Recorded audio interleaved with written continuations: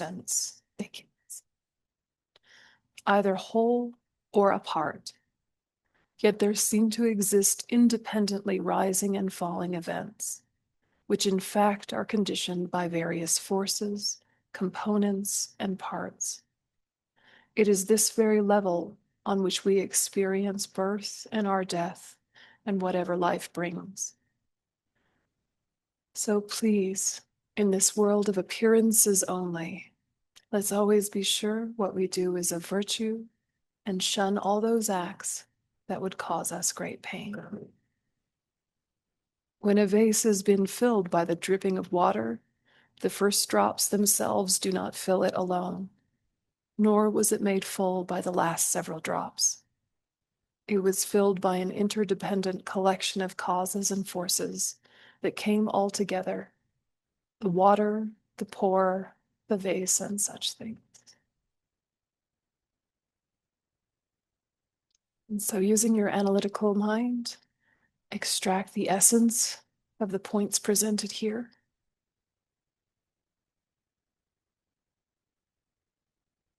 What is the pith or the essence, the main point? Explain it to yourself as if you were both student and teacher.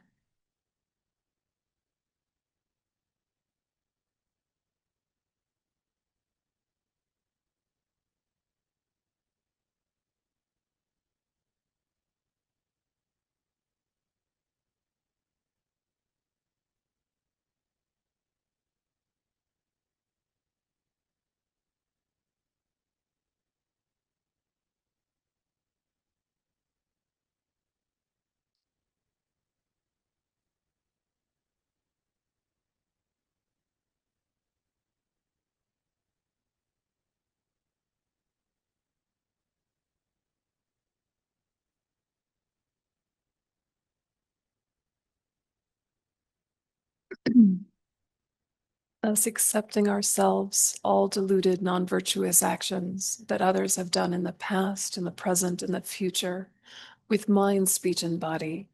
May delusions of others, as well as our own, be favored conditions to gain our enlightenment, just as the peacocks eat poison and thrive. As crows may be cured after swallowing poison by a powerful antidote given in time, let's direct to all others our virtuous merit, that this may replenish their chances for freedom. May all sentient beings reach Buddhahood soon.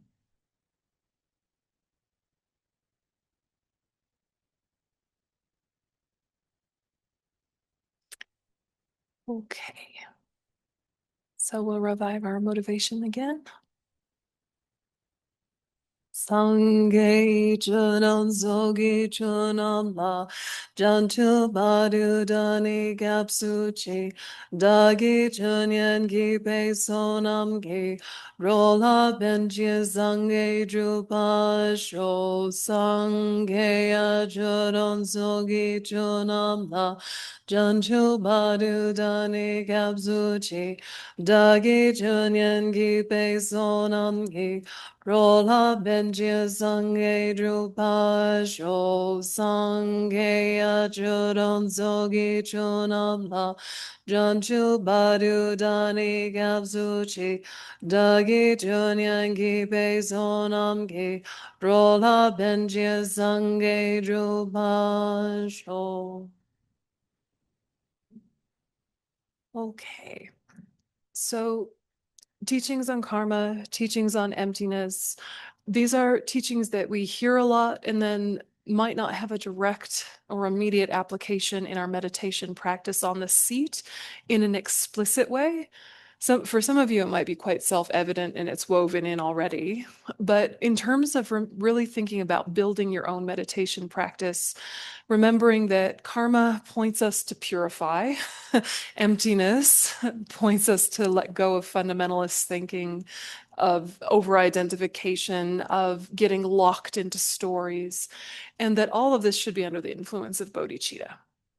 And so if we can kind of make sure our practice is hitting some of those points, even if we're not talking to ourselves about it philosophically, but that those really key points of the Buddhist tradition are alive in when we sit, even if it's just a short prayer and then you do single-pointed meditation, or it's a short contemplation and then you do some visualizing and mantra, really making sure that the philosophy and the practice don't stay separate and unrelated. We want to make sure that they're coming together all the time. So lots of prayers help us do this. Again, Foundation of All Good Qualities is a classic. That one always helps. And if it's not your cup of tea, there's a million others as well. But when we're talking about how to really get ourselves depth, you really have to make it your responsibility to ask for what you need, your responsibility to dive deeply into the philosophical texts and to like be brave enough to ask those questions. And as I mentioned before, as soon as you think of yourself as an expert, it becomes very hard to ask questions. Yeah, you get embarrassed. You feel like you should know it already. And so if you can stay in that beginner's mind that's like, if I don't know something, it's not because I'm stupid. If I don't know something, it's because I haven't learned it yet. Right? So straightforward. But we really do get into these fixed mindsets that feel like we should magically know all the things we've heard, right? Or should magically be able to practice all the things we've understood. And life is not like that. Right.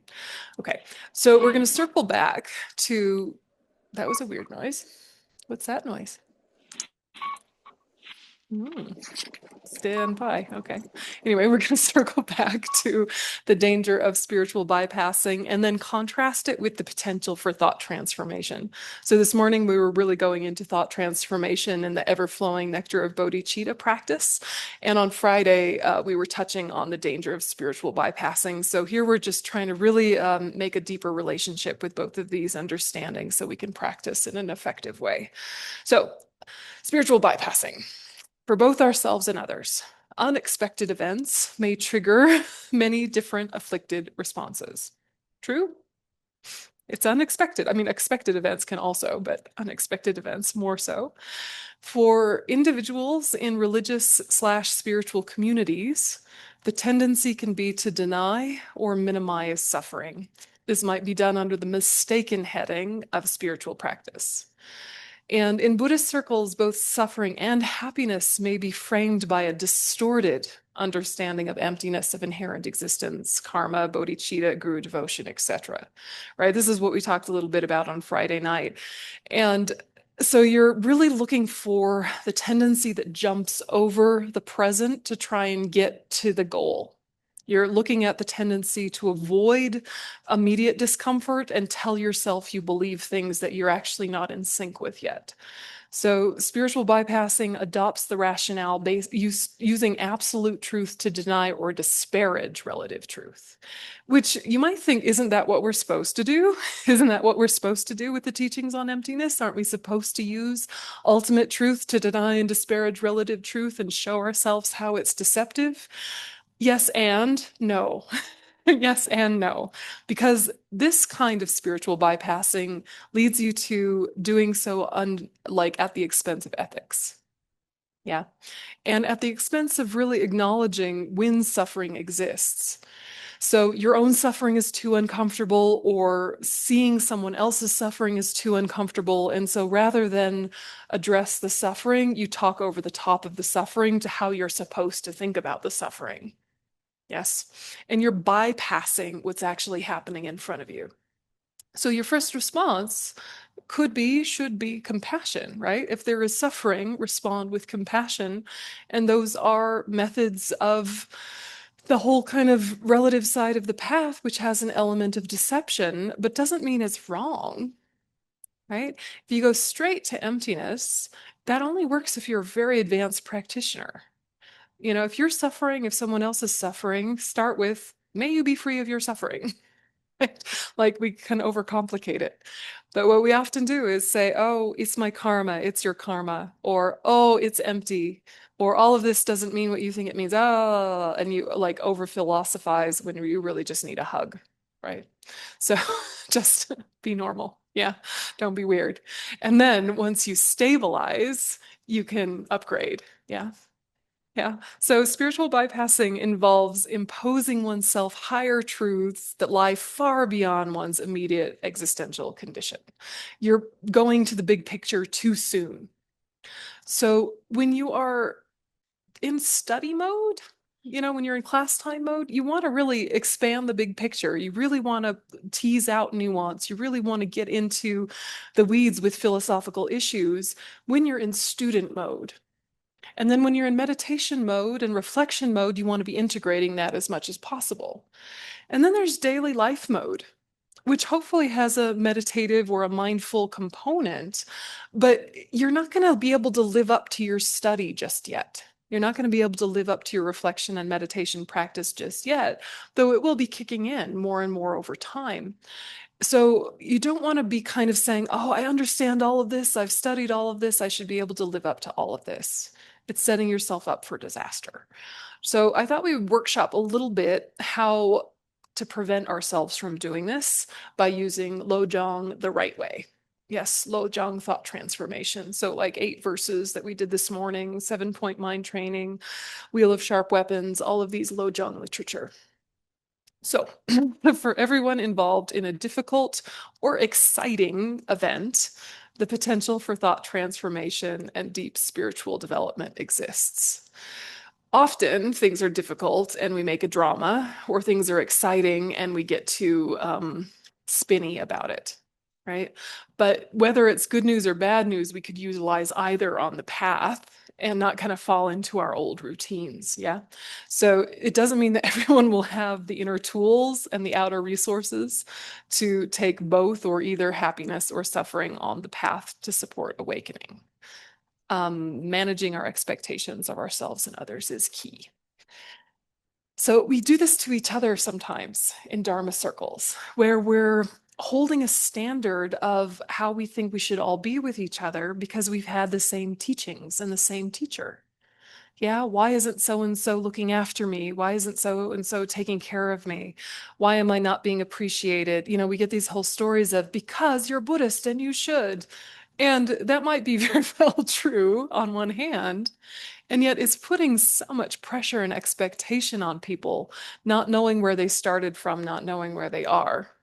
And we do that to ourselves too, right? We think, oh, I'm not living up to my ideals, forgetting that the whole concept of ideals are something that you work towards, don't magically have. You with me? So sometimes it's that dissonance of our beliefs and our behavior that leads us to avoidance of practice. Because when you're actually practicing on your cushion, you see the gaps between your beliefs and your behavior a lot more starkly, and it's very confronting.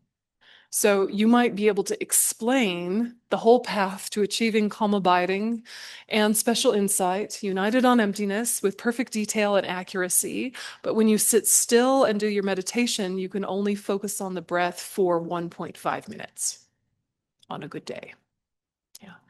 And that is humbling.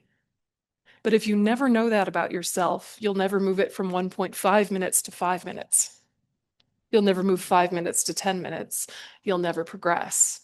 So being able to have healthy humility that has that really strong confidence in your potential, not your achievements, is key here. Otherwise, every time you go to sit down, you get disappointed in yourself, and then you don't want to sit down and do your practice because you're always disappointed when you do your practice. Or you've had these like amazing moments, but they happened randomly or occasionally, and you're chasing the high ever after. Yeah, this somewhat relatable, some of this, yeah. So we're trying to really get real with ourselves and get strategic and not make such a big drama about progress or not, or what it means and should look like. We're just being very attentive to what we can bring forward in the present, knowing it's going to be inconsistent for quite some time. And so too with each other, this kindness towards your community that acknowledges we have shared ideals and none of us really live up to them. We will someday, and we're all trying together.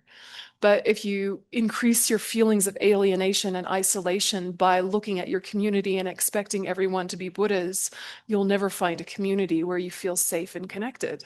You'll be perpetually disappointed in people. And you also won't be the sort of person that gathers community around them or builds community around them because you have all this judgmentalness and all of this criticism. So, it's a very like Kennedy kind of quote, right? Be the like, ask not what your community can do for you, but what you can do for your community. Yes, to paraphrase JFK. Yes. But there's something really good in there, isn't there? Yeah. We're kind of like, what can I get out of this? Not what can I bring to it? And then when I bring something to it, who else is looking and praising? If we can just be in it because it's the right thing to do.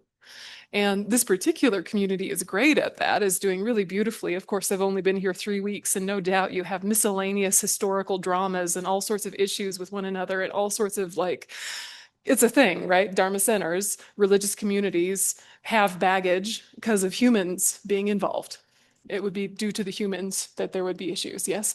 And so you're like, well, obviously not me then. But it's like instead of kind of like getting into the weeds about like all the ways we've hurt one another through our distraction and dismissiveness or through our spiritual bypassing and judgment, to kind of get into, all right, let's do better. Like without bringing all the drama forward into the present, just acknowledging it and trying to be different and modeling that in a way that is taking responsibility for your community, even if you have no particular position. Almost even more importantly, if you have no particular position. How do we create fellowship and congregation unless every single person is saying, this is my community? Let's collaborate together for this kind of connection we all so desperately want in this world. So when we're doing thought transformation work, we're really trying to keep it real life. We've got to keep it really present. And so take the teachings on emptiness. This is the one we workshopped on Friday. You can use this verse that we looked at earlier, like this lovely poetic verse. When music is played with his violin, if probed, there is no intrinsic reality to the sound. Yet melodious tunes arise through the aggregation of unprobed facts to soothe the anguish that lies in people's hearts. It's a different translation than the one we used earlier. This is Tupten Jinpa. But when you're looking at something like this, you could spiritual bypass it. How? You say, if you're experiencing joy at listening to music and there is no joy from the side of the music, sometimes what that happens is that it kills the joy. Do you ever have this one? Right? If you remember that things are empty, then you lose your enjoyment of them, which obviously is not the point, right? Or if you think about all of the causes and conditions, then it kind of like breaks the spell of the magic of it. That would be spiritual bypassing too. And yet there is elements of truth in those very thoughts. So what you're trying to hang on to is, I love this and it arose interdependently, which means you can enjoy without it turning into attachment. So this is our work, right? Is to be able to experience pleasure, to be able to experience joy, to experience happiness, and not attribute credit in a black and white way, right? To be able to say, this is happening and I enjoy it. And my Dharma teachings tell me it's temporary. My Dharma teachings tell me it's interdependent. Therefore, what? Don't grasp, not don't enjoy, right? That would be a very mean religion, right? But sometimes that's how we perceive detachment and the teachings on detachment, right? Is like, now don't enjoy anything and just be a beige person. Yeah, just be a gray beige person wandering through life in a kind of numb, neutral, stunned mullet kind of way. We don't say stunned mullet in the States, do we? That's an Australian saying. A mullet is a kind of fish and you stun it when you catch it. It's a whole thing anyway. So but Australians. So when you're doing this kind of teaching, though, you have to really remember that the potential is there for you to kill the joy by misinterpreting the teachings, when in fact the teachings can give you access to more joy. And you go from happiness to full enlightenment, not from happiness to neutral and then a sudden perk at the end. Yeah. Are you with me? Yeah. So when you're understanding that it's your relationship to pleasure that needs to change, not the fact of pleasure. It's your relationship to happiness that needs to change, not happiness. And so too then suffering. Yeah.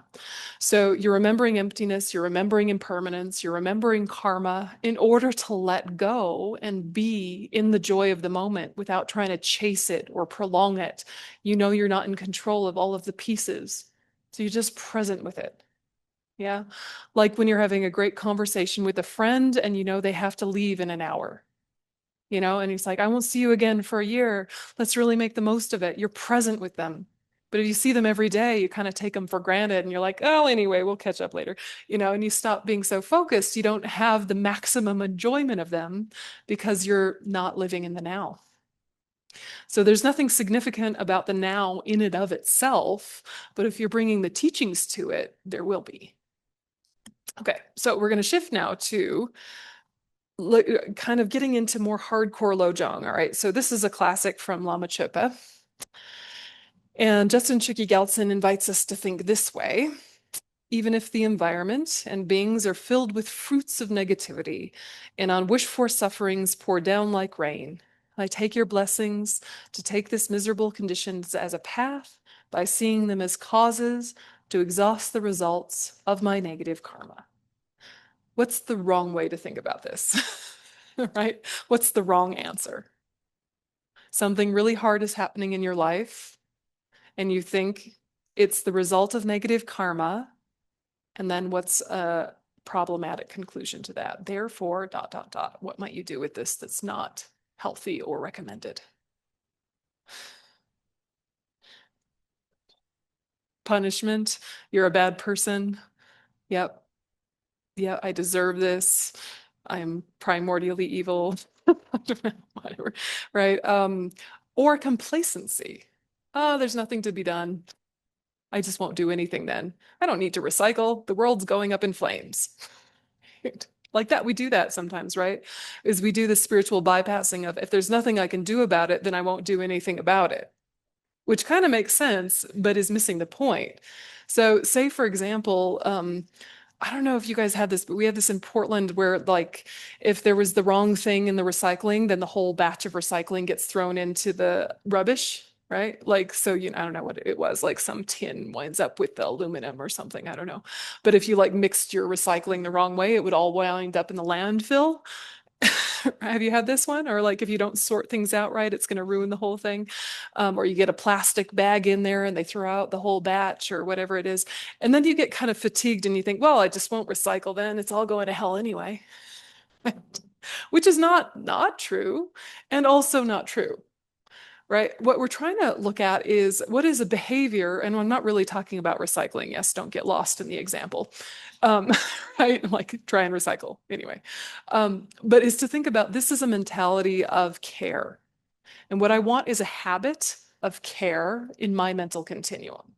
And this action of recycling, or this action of buying only used clothes, or this action of trying not to buy new things is just a reflection of my mentality that I want to develop regardless of the external behavior. This is the mentality I want to develop. And if it turns out I get new information that says, actually, plastic is really good for the world, we should make more, which is unlikely, but say that comes about, then we'll just shift gears and be like, oh, okay, that goes under the heading of my core values. Okay, shift. So we get lost in the activity, right? And what we need to cultivate is the mentality of care. So even when the environment and beings therein are filled with the fruits of their negative karma and unwanted suffering flows down on me like rain, may I take these miserable conditions as a path, means how do I use the hardship to open my heart? How do I use the hardship to help me understand to stop creating more causes of suffering for myself and others? So the teachings on karma are so easily misunderstood, even though you've had a million teachings on them by now, no doubt. So we have to look at what we might do, these mistaken ideas, right? So the teaching that gets mistaken is often the certainty of karma, or the fact that karma is definite. So this quote from Lama Tsongkhapa, all happiness in the sense of feeling ease, whether ordinary or noble beings, is from previously accumulated virtuous karma. It's impossible for happiness to arise from non-virtuous karma. All suffering, in the sense of painful feelings, including even the slightest suffering occurring in an arhat's mind stream, arises from previously accumulated non-virtuous karma. It's impossible for suffering to arise from virtuous karma. So the mistake is certain means all harm you experience is inevitable and unavoidable, your fate and destiny. That's how we misinterpret it, that there's no choice there. When it's a seed, you don't have to water it, right? The seed can only be of a similar type, right? So if it's from a negative cause, it can only bear the fruit of suffering, but you don't have to germinate it. Purify it first, right? Or avoid the conditions that ripen it. That's the teaching, right? But we take it to be fate and destiny, and we're powerless, and oh well, and then we feel victimized or something. Or whatever you experience is your fault, or karma is either punishment and reward. So we just have to be on top of our tendencies a little bit so that we don't do this. So, okay. Now, summary definitions also help. Okay, and this sounds very nerdy, but actually will keep you out of crazy town. Okay. If you are getting spun out and you've turned the medicine of the Dharma into poison, go back to basics. What are we actually talking about? What does karma actually mean? Intentional action.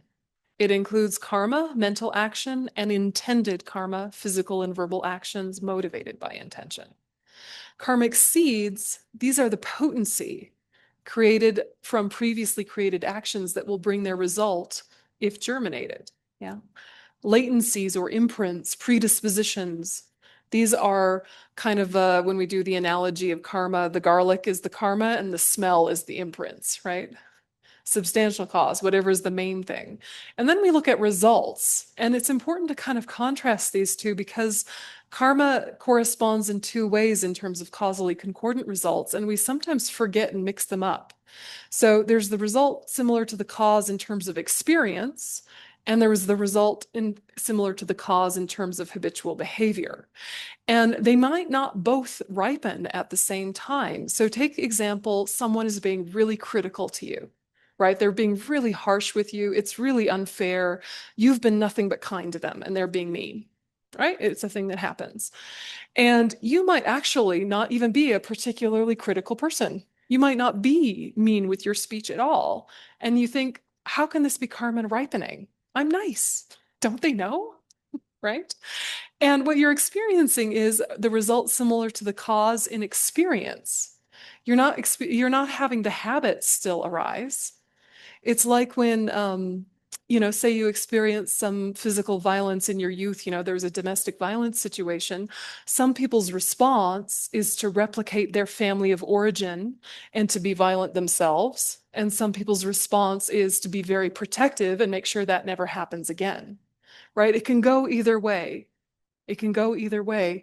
And for us as Dharma practitioners, we're trying to make sure it always goes into the realm of health.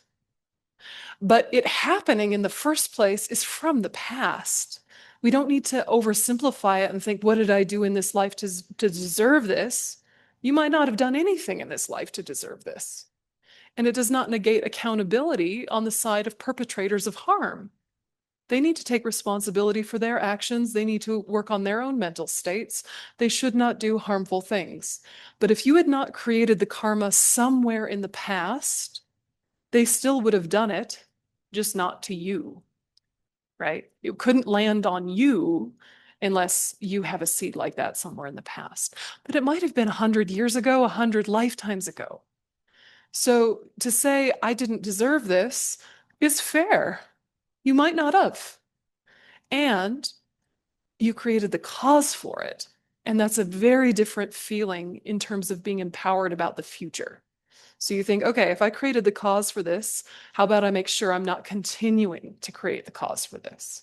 So you check, do I have the behavioral result happening too? If so, I need to be on top of it. So if I'm experiencing a lot of criticism, am I still critical of others? If so, I got to workshop that because I really don't like feeling it, and I bet no one else does either. If you're not, you just think, okay, this karma is finishing. It's done. Phew, it's done. I was obviously very grumpy bugger in a past life. Sorry about that. But right now I'm doing okay. Now I'm just reaping old karma and it's finishing and I'm not creating more. So let's not worry about it. You with me? So these teachings on karma, they get easily misunderstood. Yeah, Barbara, please go ahead. Thank you, Venerable. On the example that you just gave, in terms of experiencing the karma, from that point, then, is there a choice, or does our karma also affect which path we go down after the karma has been experienced? Do you know what I'm questioning? How much of it is choice, and how much of it is other karma? Do we have free will or not? Is that the question? Do we have free will I, or not? well, No. we do, but I mean, I feel that we do, but I guess in the example that you just gave, Yeah, how much of it is choice and how much is it our karma to go down whichever path? it depends. Yeah, it depends, which is really the answer for everything. But and that's, it's a lazy answer from the side of the teacher, so sorry about that. But yeah, it depends.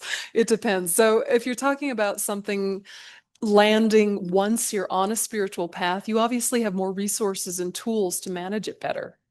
If something is ripening before you have tools, you have less choice. So all of these things are dependently arisen, and so many different causes and conditions are at play. So, what we're trying to do is to really be conscious of what we come into contact with, meaning what are the things that germinate seeds? Yeah, what are the conditions that ripen our old seeds? Because there is who knows what in the background. How much control do we have over the ripening? So take, for example, something simpler like a headache. If you have a headache, do you have to be grumpy? Some say yes, some say no, right? How do you say yes or no is built on the tools you came in with when you got the headache. Yeah. Your relationship to headaches informs your response to having one. If you've never had a headache your whole life, your first one maybe freaks you out, right? You don't have the same tools. But that same exact amount of pain, if it's something that happens once a week or once a month, you know how to handle it now. Your resiliency is different, right? So what arises and your response to it are just almost infinitely complex. But what you're trying to do as a practitioner is to say, what are the things I know I'm not strong enough or resourced enough or have tools for to stay in alignment with my path? Just as an alcoholic might avoid a bar, even though there's nothing wrong with bars in and of themselves. Because of your habituation to these substances, it's not a good idea for you to go there, right? But for someone who doesn't have a problem with alcohol, those same conditions don't trigger the same behavior, right? So you're not blaming the bar and you're not blaming yourself or the alcohol. You're just knowing that the coming together of all of those things could lead to a bad choice. So for us, we're trying to really look at like what brings out the best in us. So when you're doing your meditation practice, what brings out the best in you? When you're with people, what brings out the best in you? And you might start avoiding some people, but not shutting the door in their face when you do so. Just realizing that the strength of their negative states of mind is stronger than your habits to combat them. And they're going to win every time in terms of who is influencing who. They will influence you more than you influence them. And so until you're steadier, you might need some space. And then maybe you reconnect and you have stronger habits and you pull them into your virtue, not like involuntarily kicking and screaming, but just through positive inspiration. Do you know what I mean? So it's a complicated question, Barbara. It really is. But there's the amount of choice we have varies. And maybe part of spiritual bypassing is assuming we have the same amount of choice in every situation when that's simply not the case. So we are like expecting it to be above our sort of abilities. And then we're disappointed in ourselves because we just didn't recognize I haven't built strength there yet. Yeah, other questions or follow up to that one? That was super, super helpful.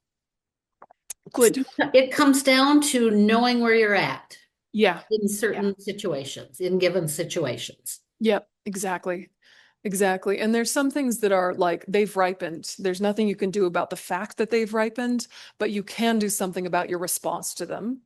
There's other things that you can prevent from ripening, right? Like whatever our eye color is right now is ripened, right? We cannot change the color of our eyes without contacts or like really lots of carrots, like lots of carrots, right? Like there's not much you can do. It's ripened, yeah. And like you might like your eye color or not like your eye color, but like it's happened, yeah. You might be born with this or this height, or for this potential for height, or this or that potential for lifespan. Some of these things, they've already ripened. Now it's just about managing your response. But a lot of things you can prevent from ripening or orchestrate the ripening of. Part of why we do prayers, part of why we do merit making activity is to ripen old seeds and create new good ones, both. So you're both ripening seeds of old virtue and so are happy. And then you keep doing positive things, planting more seeds for happiness. It's very strategic. So it only works if you're in the right headspace about it, because it's not like doing water bowls is virtuous in and of itself. You could be very grumpy doing water bowls, be like, stupid water bowls, why are we doing this? This is nonsense, and then it doesn't work, right? But you could do one water bowl really mindfully and it'd be far more effective than 10,000 done with resentment. Yeah. Okay. I'm saying that mainly to people who have to do water bowls right now. Okay. Okay, so then we have the causally concordant experiential result, we have the causally concordant behavioral result. They are different results. They ripen in different ways in different times. And our job mostly is to look at the behavioral result and to try and adjust those behaviors so that we don't keep planting the same seeds. Yeah. When you have big illness, you can be assured it's something related to killing karma. Are you valuing life and taking care of life? Do you want to do some animal liberation practice? You can be strategic about it if you have an illness, but if it's the kind of illness that is ripened to a certain degree, there might be nothing you can do but take suffering on the path. So when karma is tweakable, fixable, really depends on what is ripening and how strong it was. Just like different seeds have different potencies in nature, so too different karmic seeds have different potencies in our mental continuum. So we might have the karma for one headache, or we may have the karma for headaches our whole life because it was a different action that created them. Or we might have many of the same. So it's a complicated thing. And so the solution here is remember humility, right? And while emptiness is a hidden phenomena, karma is an extremely hidden phenomena. So to think that we fully understand all the causes and conditions for any action to arise, or what an event could and should mean, would be hubris at our level of spiritual development. We can make an educated guess, but to really know, we need to be enlightened. And, all right, we do have worldly wisdom, common sense, secular ethics, and religious or spiritual indicators about what is harmful and what isn't. So when you're taking the teachings of emptiness and karma, like we don't have to reinvent the wheel. The 10 non-virtues have been explained by the Buddha. It makes sense to refrain from them. All of the nuances of what will result from having done them is kind of a much longer conversation. But if you just think, yeah, probably a good idea not to kill stuff, do you really have to think about it that hard? Like, who wants to be killed? Nobody. So perhaps I should kill nobody. Right? Um, I remember when I was a teenager, I was eating my lunch in the park, and this Marine came up to me in like full dress uniform. He was looking very fancy, and I think because in those days I was really physically fit and I'm tall and I look kind of sporty, the Marine was like, a recruit. Comes over and he's like, so can I talk to you about the military? And I was stuck because I had my sandwich. So I was eating my sandwich and the Marine was telling me all about the military and all the benefits of the military. And he had a beautiful, beautiful spiel about honoring the country and protecting the country and all of these things. And I said, but I might kill people and I don't want to. And he was like, oh. I'm like, could I be a Marine without having any involvement with killing whatsoever in any context, even peripherally? And he was kind of like, oh. Um, and he was like, well, why are you so against killing? And I was trying to think of an argument that would work for him. Um, because I was kind of like, duh, right? But duh was not going to work, and he was very fancy. So I thought I'll try and think of something clever. And I said, well, do you believe stealing is okay? And he said, no, of course not. Stealing's not okay. Of course not. I'm like, ha, I've got him. Okay. Killing for me is like the highest form of stealing. You're taking what that person values the most. And he was like, oh, all right, next. And he was looking for another sporty young person. But, I thought it was his mentality for being in the military was obviously beautiful and honorable and really full of all sorts of protective tendencies and really a value of democracy and the values about America that are not gross. Like he was coming from a beautiful place, but there was this feeling of like, and in order to protect it, I'm willing to kill. And that just leads to more people thinking killing's okay. And it's why we're in the world that we're in, and it is a bold stance to say, I can defend without attack. It's a bold stance, and it might mean you lose people. And also, think of how differently Tibetans are treated as refugees than refugees of very war-torn countries.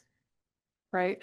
The Tibetans having very little violence. Of course, they had some violence, but very little violence when the Chinese invaded made the world kind of go, oh, yeah, come on in, right? You guys seem nice. Welcome. So, yeah, they might have lost their country, but they are welcome everywhere. It's an interesting thing to kind of play with. And when we're looking at karma, we have to remember the long view of sometimes you suffer in the immediate for long-term benefit. And if you can bear suffering well in the immediate, more and more happiness might be accessible to you in the future. And it's like not wasting your suffering. You can use your suffering for the spiritual path. And sometimes we don't practice unless we're suffering. A lot of us have in the back of our mind, when things settle down, then I'll practice. When the dust settles, then I'll practice. When life is less complicated, then I'll practice. And then every once in a while, that happens.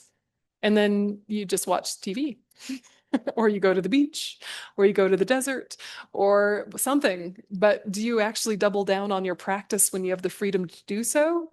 Or is it like something shocks you into renunciation? Like you have a death in the family, you have a tragedy, you have some new political situation that freaks you out. Something has happened and you realize, oh, I got to get myself together. Yeah. So it's like sometimes it's helpful to have some suffering to kick you in the bum. Yeah. As long as it's not so much suffering, it overpowers you. Yeah.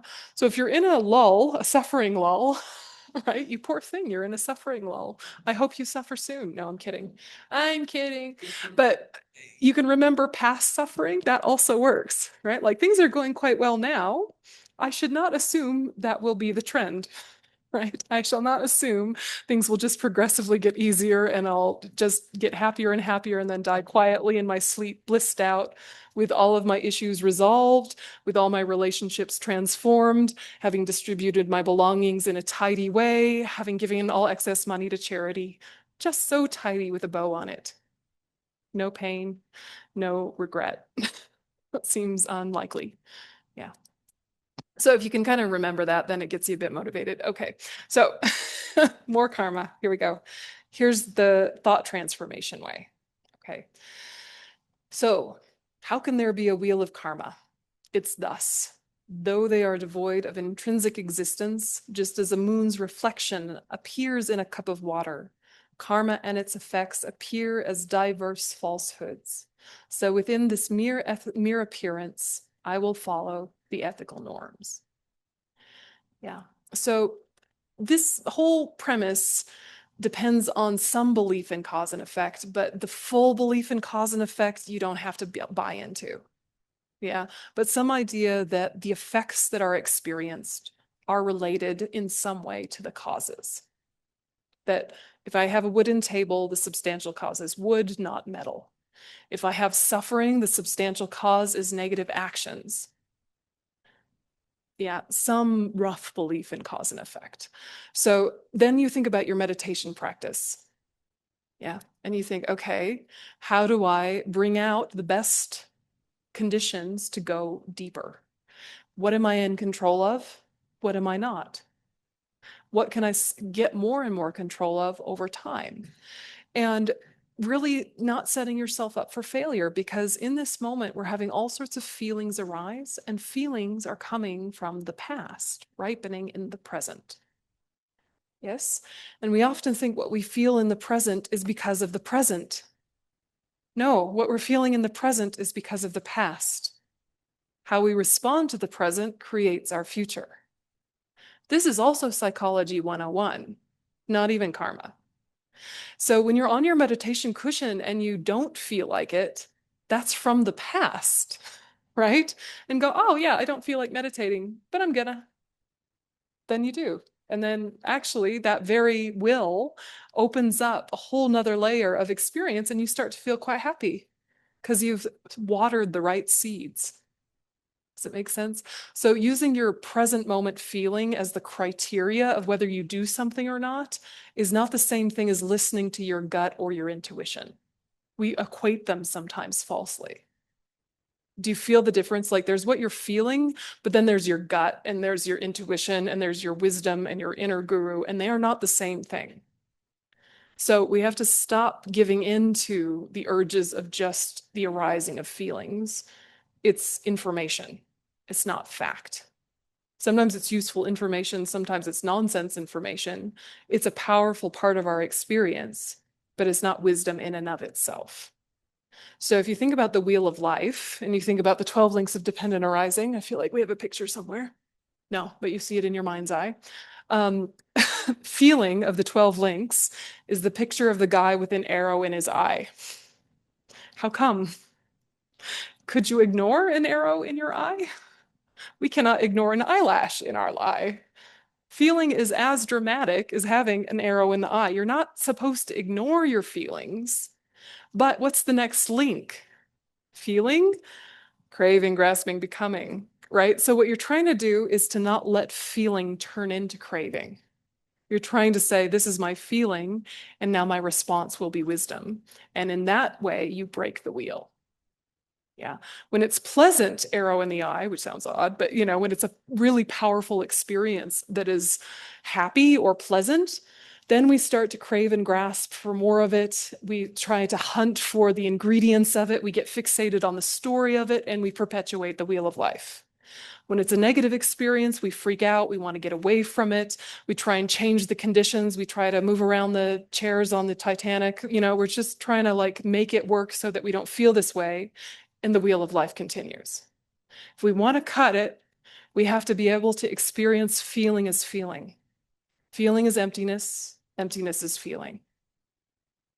And to kind of be in that place that says, okay, that is what I'm feeling. How shall I respond? It's very different than spiritual bypassing, which says, this is what I'm feeling, but I shouldn't feel this way, right? Spiritual bypassing negates experience, jumps over experience.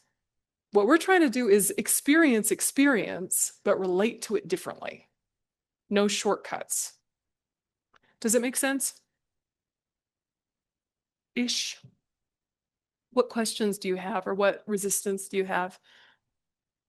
When you have the avoidance come up in your practice, what do you think drives it?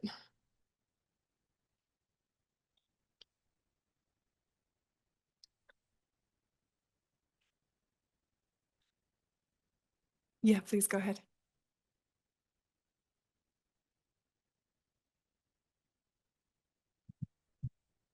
I always think like it's my habit to not do this. Like I've had this habit for a really long time. I'm so good at this habit of not doing, procrastinating, of Yeah, XYZ.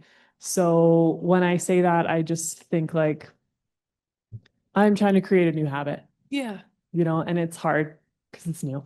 yeah, exactly. Beautiful, beautiful. And it is often as simple as that. You're just used to doing something else. Yeah, just used to doing something else. I mean, really sit with it, right? It's our last session of our last day. Like what blocks your progress, do you think, for you as an individual? You know, and as soon as you articulate it, you'll probably find it to be quite universal. Yeah. But there's a lot of shame and over-identification with not doing the quote right thing or not doing more of the virtuous thing. We have whole stories around it, and that is part of what prevents us doing it. So, you know, what is it that blocks practice? Yeah, please. Fear of pain, she says. Fear of pain. Because when I do like Tonglen practice and I feel going to the pain, right? And taking it into myself. And I feel like it's not enough. Because each time I feel like something I'm doing not right. And that's why I'm ignoring sometimes this practice because I'm afraid of pain and getting stuck. Yeah. Yeah, I think that's really common. Afraid of pain, afraid of discomfort, afraid of inconvenience, afraid of boredom, afraid of lack of transformation. You know, there can be all these layers of fear where it's like we're really like, okay, this is my path. So if it winds up being boring, what else is there? Better not test it. Better just leave it in possibility. Right? If I actually start to practice and it's hard or painful or challenging, what else is left to me in life? And then it can trigger this whole despair spiral or this like anxiety spiral. And it takes a lot of spiritual maturity to realize sometimes boredom is part of the path. Sometimes fear is part of the path. Sometimes pain is part of the path. And all of that will lead to more happiness. But if you're chasing happiness, you'll not find it. If you dive into suffering, you might access happiness, and it's counterintuitive.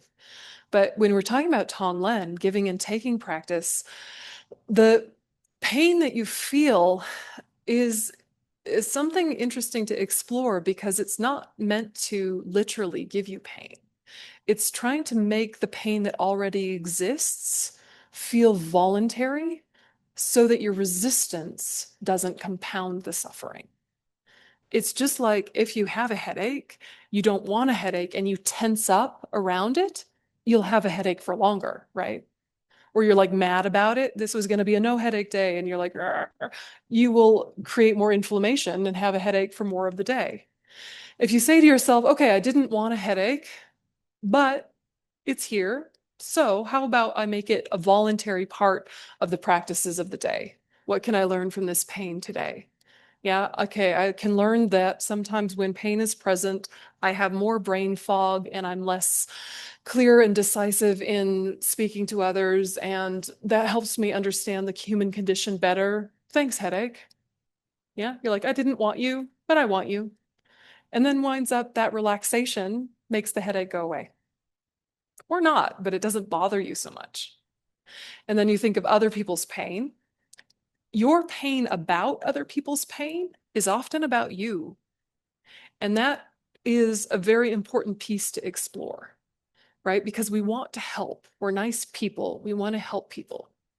And when someone is suffering in front of us and we don't know what to do, we get triggered into this like savior mentality of I have failed, and we've made it about us, right? They're still suffering.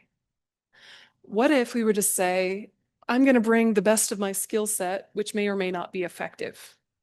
I'm going to do that because that is the pattern I want in my life. That is the habit I want in my life, is to do my best for others. But my best might not meet their need in a perfect match. My best might meet someone else's need in a perfect match, but for them it's not working, and that's no one's fault. Yeah, so you think the success is the intention, not the impact. The success is wanting to care, is having care, is growing your compassion. And from that place, there is the greatest success of them feeling it because they don't have the pressure to suddenly get better, because otherwise you're going to be mad at them for not getting better, right? Like, I did my best work. Why aren't you better? Right? Sometimes people pretend to get better because they don't want you to be sad that you're not helping. So if you're meeting someone else's suffering with, of course, I don't want you to suffer, but it doesn't have to change for me to keep loving you and being in proximity to you and being in relation with you. You can suffer forever or get worse if you want to, and I'm not giving up on you. I love you regardless. Sometimes that takes away the pressure and actually makes more creative solutions possible. So it's like sometimes people say when they watch the news, it makes them sad. Why? Why does it make you sad? The suffering existed before you saw the news. You think you have great empathy and compassion. That's why you feel sad when you see the news. If that were the case, you would feel sad all the time because there's always something terrible happening somewhere. Always. But you turning your attention to it, suddenly you have your like savior mentality come out where you think, I should do something. I don't know what to do. Therefore, I'm bad because I can't help. You've made it about you. Compassion does not do that. Compassion sees suffering and sees the potential for freedom simultaneously. And you can see any kind of suffering. You can see the worst suffering there could ever be if at the same time you believe Buddhahood is possible, that transformation can happen, and that no one's potential is ever lost. Then you can be like, I feel for you. I don't want this to happen to you, but I'm not sucked into the vortex of the pain that I see because I know it is not the whole story. It's going to run through, it's going to play out. Eventually, everyone will become enlightened. And I want to be a proactive participant in that process because suffering is awful, but it's not all there is, even if that's all that I see. So Tonglen is really helping to make everything feel voluntary, just like you voluntarily suffer when you exercise, right? Because you know what it leads to, right? You're like, lifting this is not comfortable, but I'm going to do it because I want to be strong. Yeah. And so then even part of you starts to like it. And there's the weird slogans in the gym, feel the burn, right? The burn is uncomfortable, right? But you're like, you start to almost even enjoy the sensation. You change your whole relationship to the sensation because you know it's making you stronger. So it's not like in a weird masochistic way that's like, oh, I'm so glad that you're suffering. This is great. Let's use that. You're not getting gross about it. But part of you is like, this will make me stronger and a better tool for sentient beings. I'm in, I'm focused, I'm listening. I'm not making it about me. I'm really zooming in on what is happening right now. I'm going to bring my best to it. I'm not going to identify with success or failure. Do you feel it, the difference?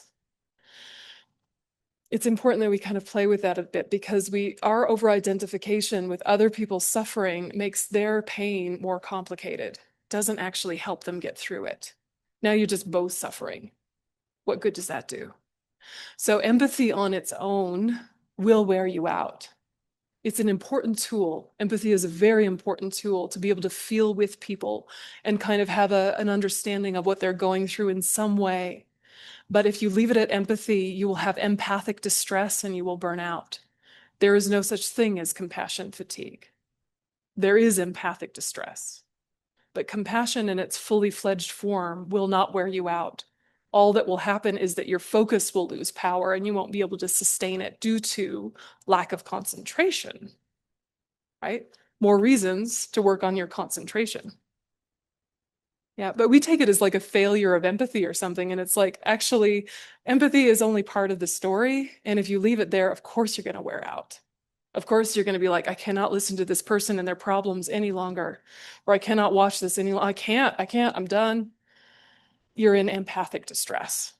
It's different. No such thing as compassion fatigue. Yeah. Okay. All right.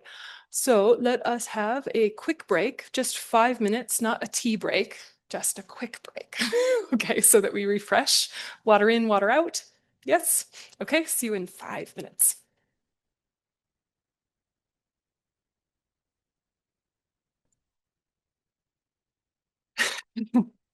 We're going to finish today with Tara practice, and we're going to do Tara as our purification practice.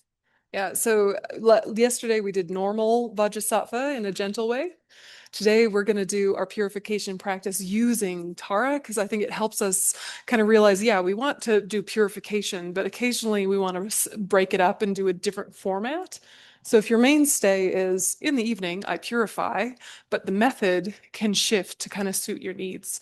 So we're having kind of a weather change, kind of heavy atmosphere, like it might rain, it might not, this is a good time for Tara, right? And if we were having like a very speedy day and it was very busy feeling, then we might switch to a different Buddha, maybe a medicine Buddha or something like that. So you just kind of like let it be alive in the moment for what you need. Okay. So everybody back ish. Everybody back. Mostly. Ready? Okay, so this is another one of those practices that is nice and tidy and fully contained and has everything you need right in one manual.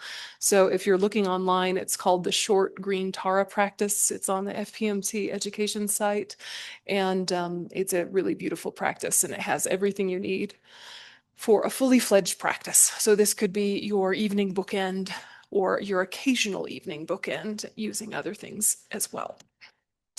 Okay. So it starts with a glance meditation on the graduated path. And you can do this as a full-fledged analytical meditation, but we won't today. We'll do it as a glance meditation. So what we'll do is we'll read a section, pause, reflect, read a section, pause, reflect at a fairly normal pace, not a giant pause, just a little pause to let it connect. Okay, so nice straight back.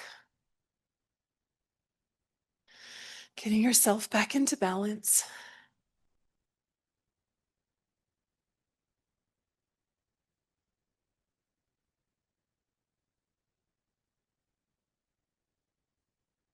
And just a few deep breaths if it feels like a stabilizing thing. A few deep intentional breaths, or else just watch the natural flow, but just kind of let yourself get into awareness of body.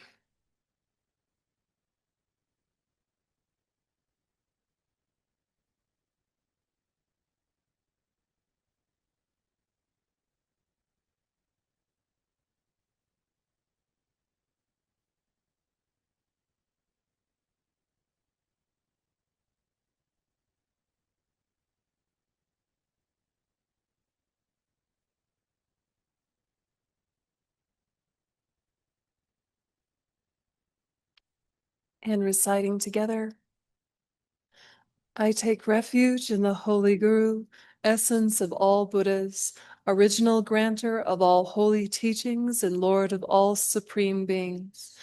Please, Guru Buddha, bestow on me the ability to unify my mind with the Dharma and to be successful in practicing Dharma in order to achieve the graduated path.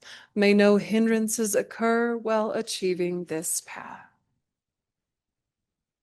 Letting that connect for a moment.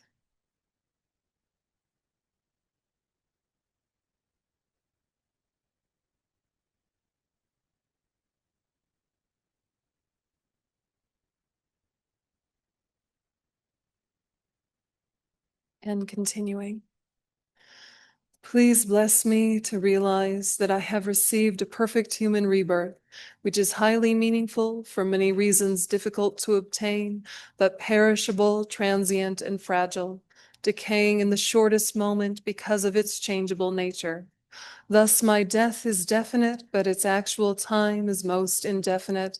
And after death, I am far more likely to be reborn in the lower suffering realms, have created infinitely more negative than positive karma in this life and all previous lives. Please bless me to comprehend how incredibly unendurable is the suffering in the lower realms, that I may take refuge in Buddha, Dharma, and Sangha with all my heart, and realize the evolution of karma in all its profundity, that I might perform only virtuous actions and abandon all negative creations. So let your mind connect with the small scope motivation.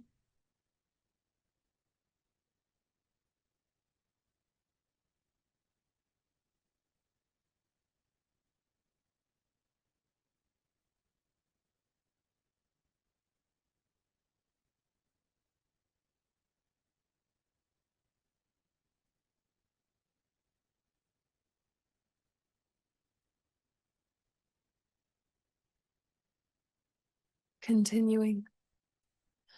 By practicing in this way, I will be reborn in the upper realms, but will still have to experience unlimited samsaric suffering because of uncontrolled delusion and karma. Please bless me to realize fully the evolution of samsara, from uncontrolled rebirth to death to rebirth, and to follow day and night the three higher trainings of the path, higher conduct, higher concentration, and higher wisdom, which are the main methods to release me from samsara. And so deepening the motivation to include the middle scope.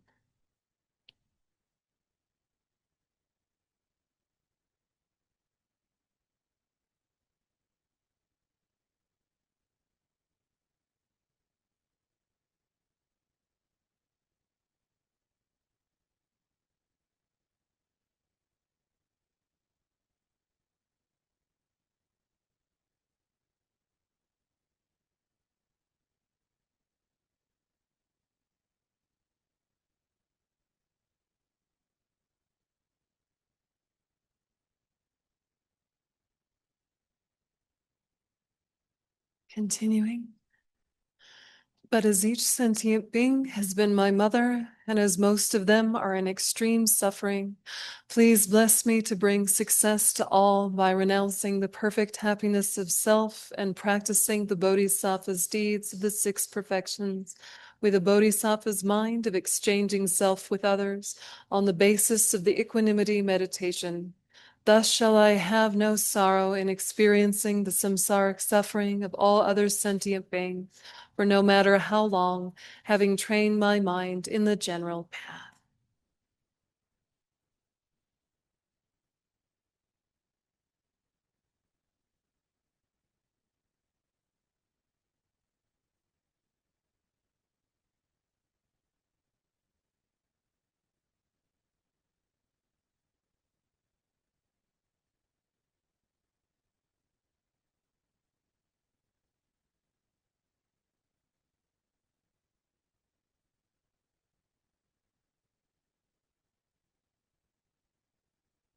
Really expanding the motivation to the great scope.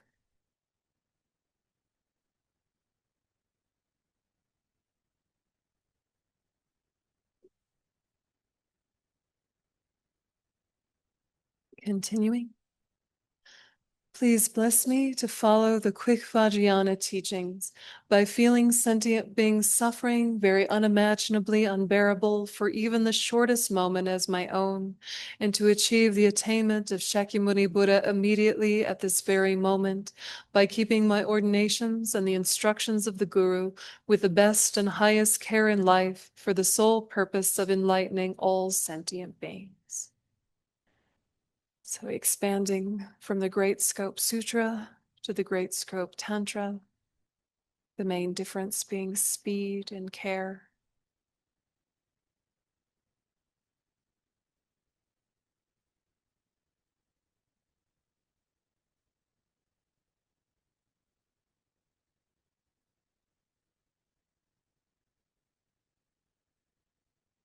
And then with that motivation, we generate the power of refuge. Above the crown of my head, I visualize a lotus and moon disk. The lotus is renunciation. The moon disk, both compassion and wisdom. And these being in my mind is my real refuge. The three principal aspects of the path: renunciation, bodhicitta, correct view.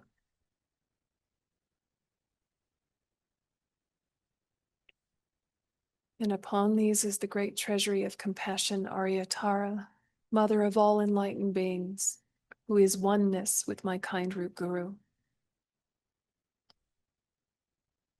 My Guru is seated in the full lotus position within a transparent bubble of rainbow-colored light, is pink in complexion and wears saffron robes and a pandit's hat. His right hand is at his heart in the gesture of teaching the Dharma, and holds a vajra and stem of a white lotus that blooms beside his right ear. His left hand rests on his hip. It holds a bell and the stem of another white lotus that blooms beside his left ear. So the embodiment and representation of your refuge above your crown, in the shape of Losang Kappa, the aspect of Losang Kappa, but in nature is Tara and all the Buddhas and Bodhisattvas, including your root gurus of this life.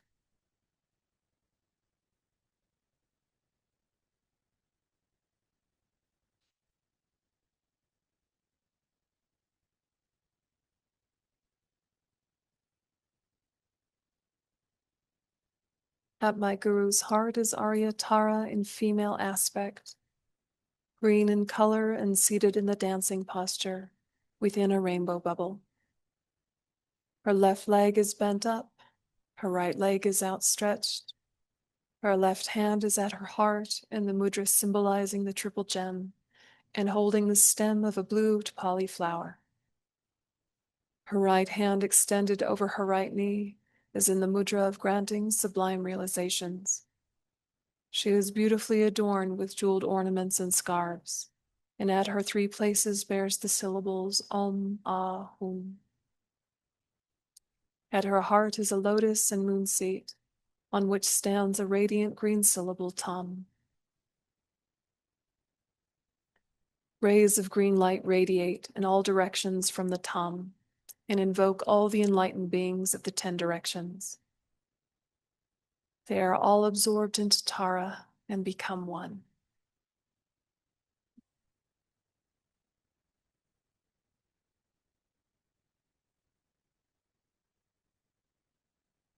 And so now the aspect emphasized is green Tara, the Buddha of action and protection. And under her compassionate gaze, take a moment and reflect on the power of regret. So physically, verbally, and mentally, what negative karma do I need to purify today? Listing them under her compassionate gaze.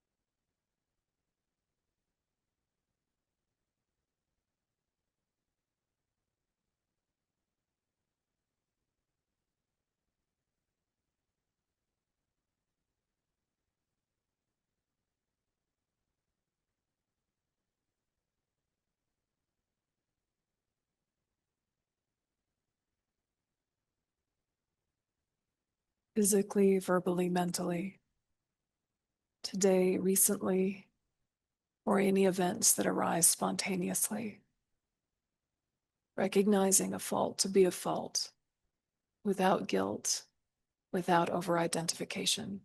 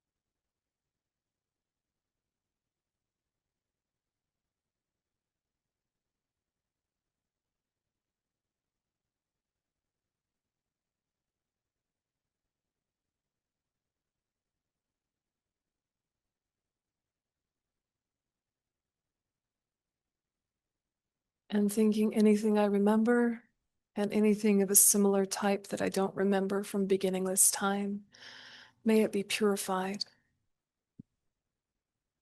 And from your heart requesting her, please remain above my head until I receive enlightenment.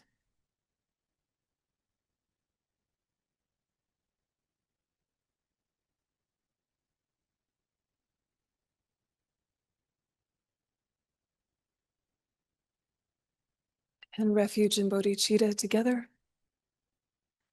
I go for refuge until I'm enlightened to the Buddha, the Dharma, and the Supreme Assembly. By my merit from giving and other perfections, may I become a Buddha in order to benefit all sentient beings. I go for refuge until I'm enlightened to the Buddha, the Dharma, and the Supreme Assembly. By my merit from giving and other perfections, may I become a Buddha in order to benefit all sentient beings. I go for refuge until I'm enlightened to the Buddha, the Dharma, and the Supreme Assembly. By my merit from giving and other perfections, may I become a Buddha in order to benefit all sentient beings. With my body, speech, and mind, I devoutly prostrate. I offer all offerings, both real and imagined. All sins and offenses amassed from beginningless time, I confess. I rejoice in all virtuous actions of holy and ordinary beings. O Gurus and Buddhas, please remain until samsara ends and turn the wheel of Dharma for sentient beings. All my virtues and those of all others I dedicate to the great enlightenment.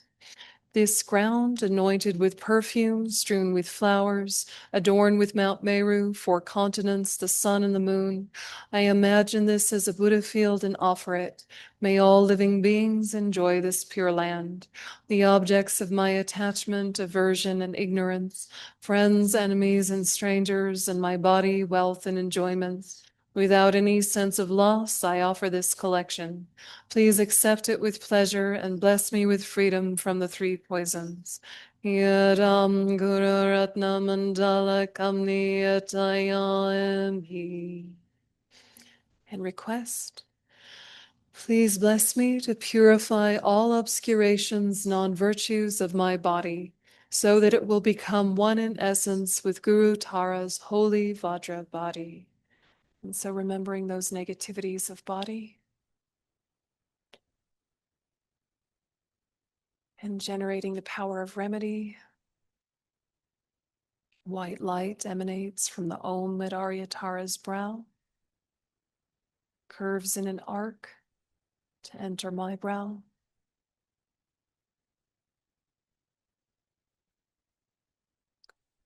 White light from her brow to yours, purifying all negativities of body. Your body becoming filled with white light.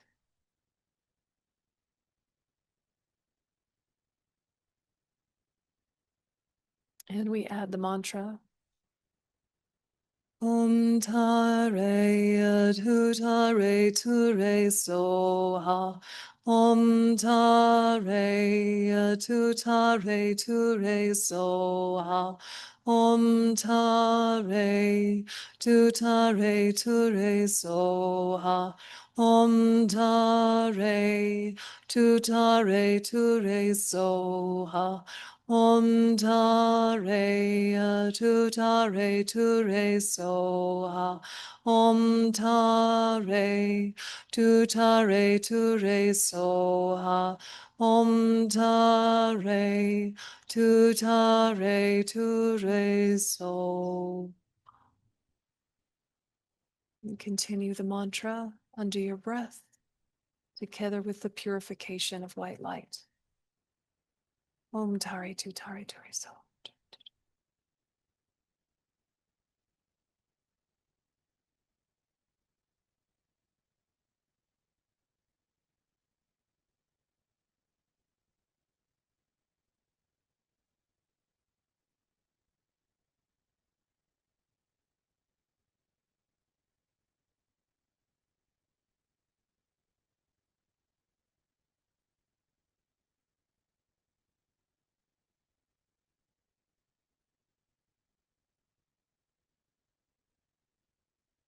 Om tare tu re so.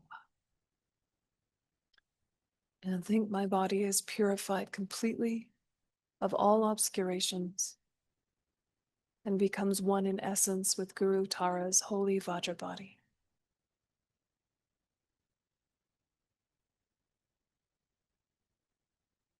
And request, please bless me to purify all obscurations of my speech so that it will become one in essence with Guru Tara's holy Vajra speech. And the remedy, red light, emanates from the odd Aryatara's throat, curves in an arc to enter my throat. Warm red light from her throat to yours. Red light flowing through your whole body, purifying speech. Ontare tutare ture soha. Ontare tutare ture soha. Ontare tutare ture soha. Ontare tutare ture soha. Ontare tutare ture soha. Om Tare Tutare Ture Soha. Om Tare Tutare Ture Soha. Continuing the visualization together with the mantra. Om Tare Tutare Ture Soha.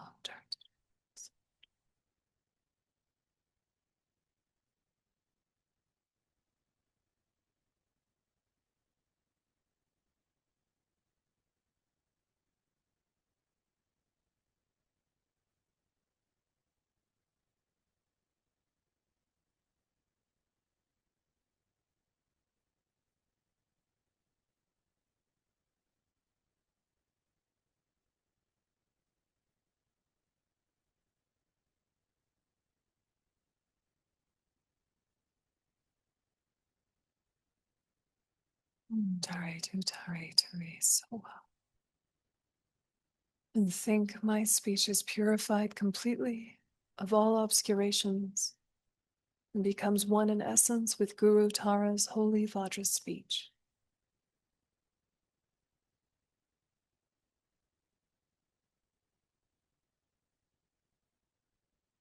And request,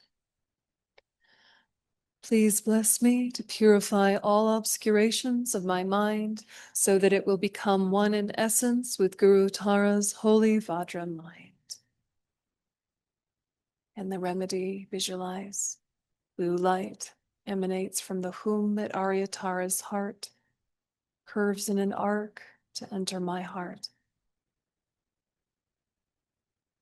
From her heart chakra to yours, radiant blue light, filling your whole body, purifying the mind. Om Tare Tutare Ture Soha. Om Tare Tutare Ture Soha. Om Tare Tutare Ture Soha. Om Tare Tutare Ture Soha. Om Tare Tutare Ture Soha. Om Tare Tutare Ture Soha. Om Tare Tutare Ture Soha.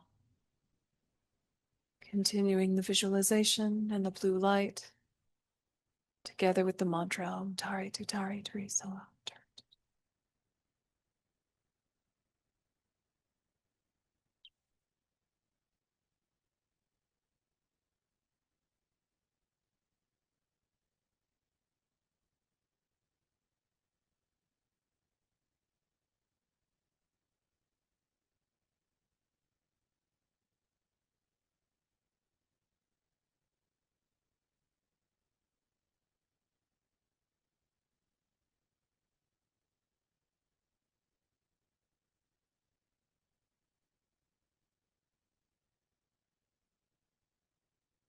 Om Tare Tutare Ture Soa. And think my mind is purified of all obscurations and becomes one in essence with Guru Tara's holy Vajra mind.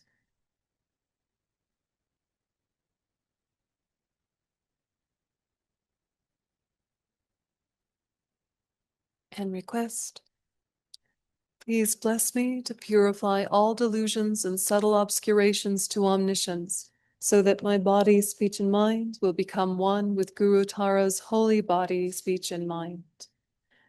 And so visualize 3 colored beams emanate simultaneously from the Om, Ah, and Hum syllables, curving in an arc, entering my 3 places,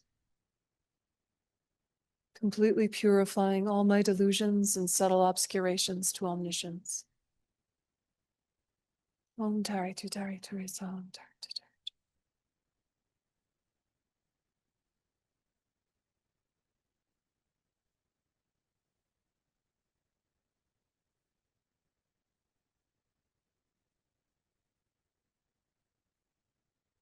Om Tare Tutare Ture So. My body, speech, and mind become one in essence with Guru Tara's holy body, holy speech, and holy mind.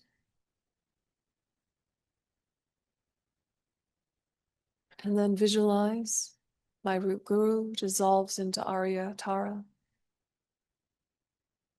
who melts into green light, which flows into me. Instantly, my wrong conception that I and all other phenomena are self-existent, together with my dualistic mind and its views, disappear, becoming completely empty. Not even a trace of them remains. I concentrate one-pointedly in this empty state, with the wisdom that is indistinguishably one with Guru Tara's blissful, omniscient mind.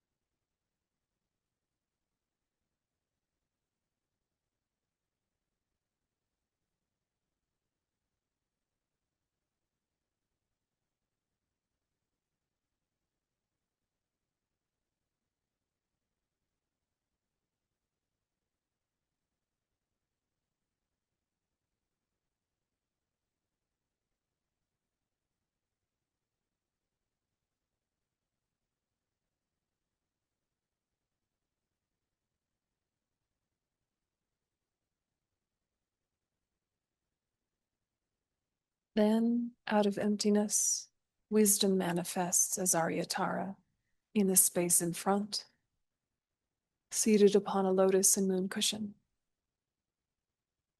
At her heart, another lotus and moon, upon which at the center stands the syllable Tum, surrounded in a clockwise direction by the syllables of the mantra Om Tare Tutare Ture Soa. Green light radiates from all the letters, spreading in every direction.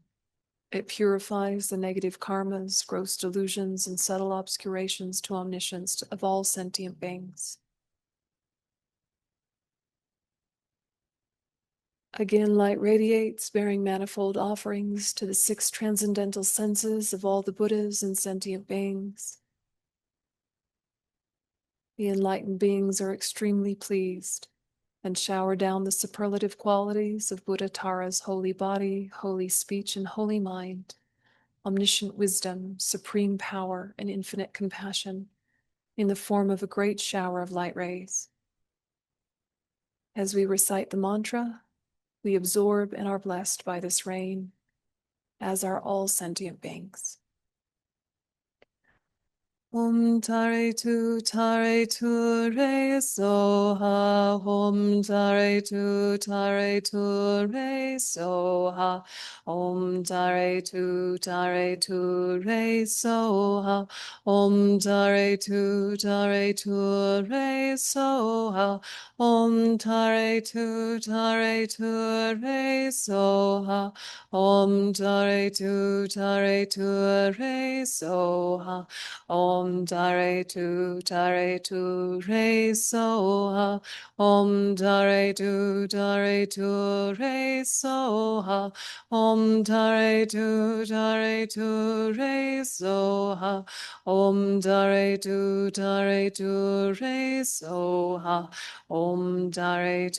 Tare tu re soha. Tare tu re soha. And from Tara emanates the 21 Taras: white for peace, yellow for increase, red for power, blue-black for wrath. And we offer them praises, which invites their blessings for ourselves and all sentient beings. I prostrate to the noble transcendent liberator. Homage, Sara, swift heroic, eyes like lightning instantaneous, sprung from opening stamens of the Lord of three worlds, cheer-born lotus. Homage, she whose face combines 100 order moons at fullness, blazing with light rays resplendent as 1,000-star collection. Homage, golden blue on lotus, water-born and hand-adorned, giving ever calm austerities, patience, meditation, her sphere. Homage, crown of Tathagatas, actions triumph without limit, relied on by conquerors' children, having reached every perfection.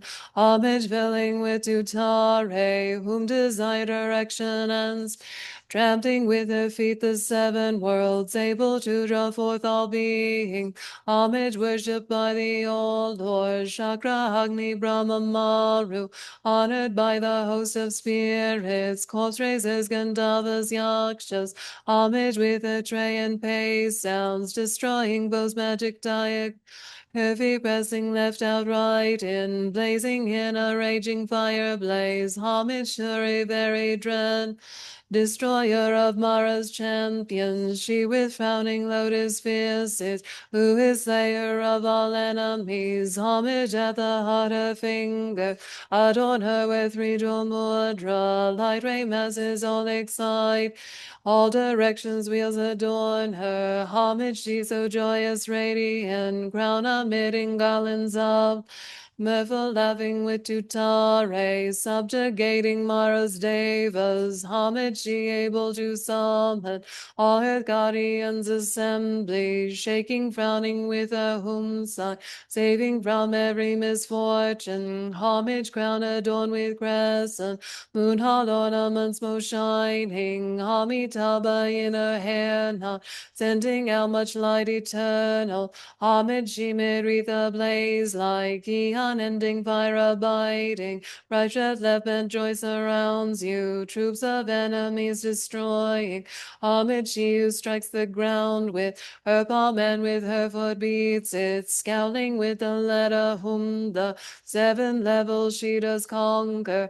Homage, happy, virtuous, peaceful, she his field, his peace, nirvana. She endowed with omen Soha, destroyer of the great evil. Homage, she with joy surrounded, tearing both bodies asunder, frees with human knowledge mantra, arrangement of the 10 letters. Homage, Duri with seed letter, of the shape of syllable, whom by foot stamping shakes the 3 worlds, Marrow, Mandaran, Vindhya.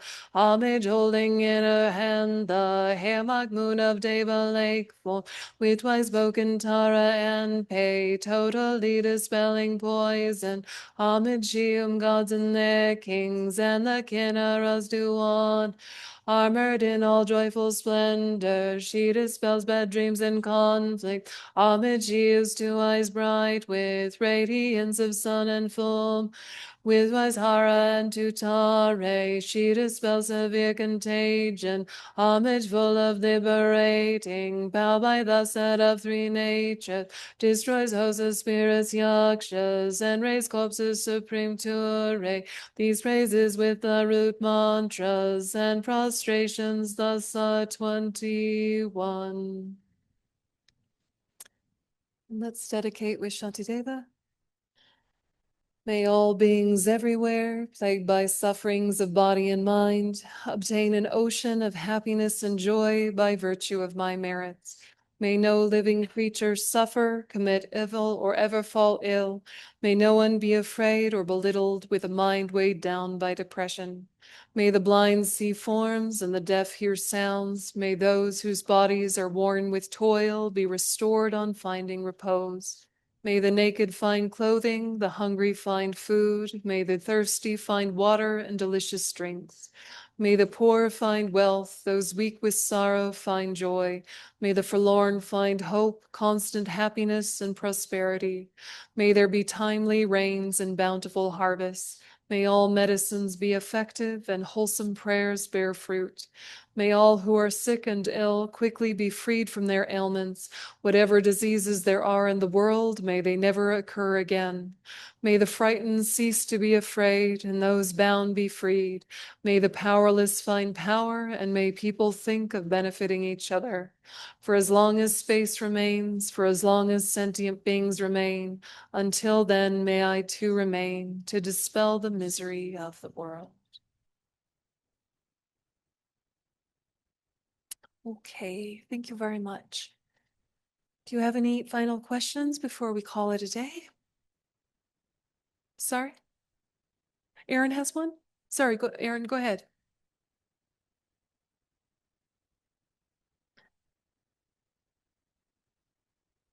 It was already covered, actually. Thank you. Oh, good. Good. Yeah, sure. All right, so anything else before we call it a day? Sure. Yeah. Very much for the time you spent with us. It's been quite enjoyable and enlightening, and I think everyone here can confirm that, and all the Zoomers also. And just so the Zoom people know, we are going to offer a kata for Venerable. So while we're doing that, if you want to get yours and then come back at the end, she'll be able to see you offering your katas. So again, thank you very much you're very welcome. for the time and wonderful teachings. You're very welcome. Thanks, folks. Yeah, it's a really beautiful community. I'm really happy that you exist in the work that you're doing. So thank you so much. Happy practicing. And I'll see you on the internets or elsewhere. So thank you so much, everyone. Yeah, please come on up if you like. Thank you, Venerable.